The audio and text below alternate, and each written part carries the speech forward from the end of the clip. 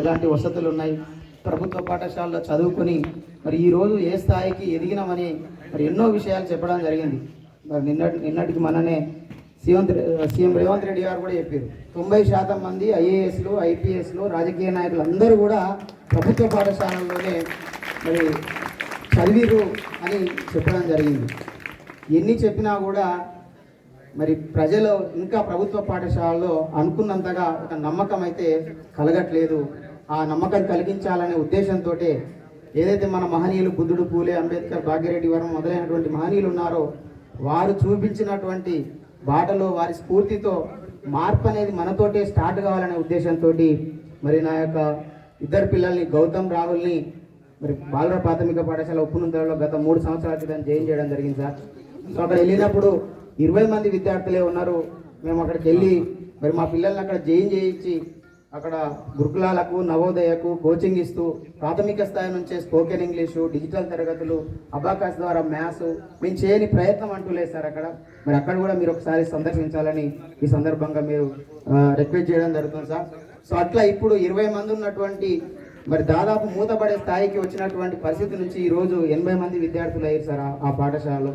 So దానికి కారణం ఏంటంటే మరి అక్కడ ఉన్నటువంటి స్టాఫ్, అక్కడ ఉన్నటువంటి headmaster sir Lakshmayya sir, Balamani madam, తర్వాత శ్రీనివాస్ సారు, మేమందరం కలిసి ఒక టీం వర్క్తో పనిచేసి ఆ పనిచేయడంతో పాటు మరి ఇంగ్లీష్ మీడియంలో చెప్పడంతో పాటు మా పిల్లల్ని కూడా అక్కడ జాయిన్ చేయడం ద్వారా ఒక నమ్మకం అనేది ఏర్పడింది.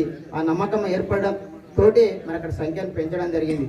సో అంతేకాకుండా కరోనా కాలంలో మరి ఎంతో మంది 17 నెలల పాటు మరి ఒక అభ్యసన సంక్షోభం ఏర్పడ్డది. అప్పుడు ఆ విద్యార్థులందరికీ కూడా మరి విద్యను అందించాలని మరి బేసిక్స్ లెర్నింగ్ ప్రోగ్రాము ఒక 4 రోజుల పాటు గురుకుల కోచింగ్ కూడా ఇవ్వడం జరిగింది. దాంతోపాటు భారత్ విద్యా మిషన్ స్థాపించి దాని ద్వారా ఈ మనం ఎవరైతే ఎదగాలనుకుంటున్నామో, ఏదైతే పేదరికం ఉందో, సో ఈ పేదరికం నుంచి బయటపడాలంటే ఖచ్చితంగా విద్య, నాణ్యమైన విద్య అందిస్తేనే మరి వాళ్ళ యొక్క జీవితాలు బాగుపడతాయనే ఉద్దేశంతో మరి ఇలాంటి ఎన్నో కార్యక్రమాలు అయితే చేయడం జరుగుతుంది సార్. సో దాంట్లో భాగంగానే ఇక్కడ జీవన్ కుమార్ సార్ ఉన్నారు. జీవన్ కుమార్ సార్ మొదటి అపాయింట్ మా మాధవానిపల్లిలోకి రావడం జరిగింది 1996లో. నేను అప్పుడు అక్కడ 4వ తరగతి చదువుతున్నా సార్. నేను జీవన్ కుమార్ సార్కి శిష్యునిగా ఉన్నా, మా బాబు కూడా ఇక్కడ శిష్యునిగా జాయిన్ చేయడం అనేది ఒక నేను మంచి సందర్భంగా భావిస్తున్నా. మరి జీవన్ కుమార్ సార్ మాకు చెప్పినటువంటి విషయాలు ఏవైతే ఉన్నాయో మనం ఎదిగి మన కుటుంబం కోసం పనిచేయడమే కాదు, సమాజం కోసం పనిచేయాలని చెప్పినటువంటి ఏదైతే బీజాలు మా లోపల వేసిండో మరి వాటిని పురికిపుచ్చుకొని మరి మహనీయులు చూపించినటువంటి మార్గంలో మరి ముందుకెళ్ళడం జరుగుతుంది. మరి సార్ వంశీకృష్ణ సార్ గారిని మేము 98లో రెసిడెన్షియల్లో లింగాల్లో నేను ఉన్నాను సార్. అప్పటి నుంచి చూస్తున్నా సార్. అప్పుడే మీరు రాజకీయాల్లోకి వచ్చి పోటీ చేయడం జరిగింది. గెలుపోవటం పక్కకు పెట్టి నిరంతరం ప్రజల్లో ఉంటూ మరి ప్రజలు అసలు పేదరికం అనేది ఉందంటే విద్యా వైద్యం ద్వారానే మరి వాళ్ళు ముక్కలు చేసుకొని పనిచేసినటువంటి ఇంతో అంతో వచ్చినటువంటి డబ్బులను ఆ రెండింటికి ఖర్చు చేయడం ద్వారానే వాళ్ళు ఇంకా పేదరికంలోనే మగ్గిపోతున్నారు. సో వీళ్ళను బయటపడేయాలని చెప్పేసి మరి ప్రజా వైద్యులుగా మీరు ముందుండి రీసెంట్గానే మన గవర్నమెంట్ ఏరియా ఆసుపత్రిలో సర్జికల్ క్యాంపు ద్వారా 100 మందికి మరి ప్రాణాన్ని అందించినటువంటి గొప్ప డాక్టర్గా మిమ్మల్ని చూసి మేము ఎంతో స్ఫూర్తి పొందుతున్నాం సార్.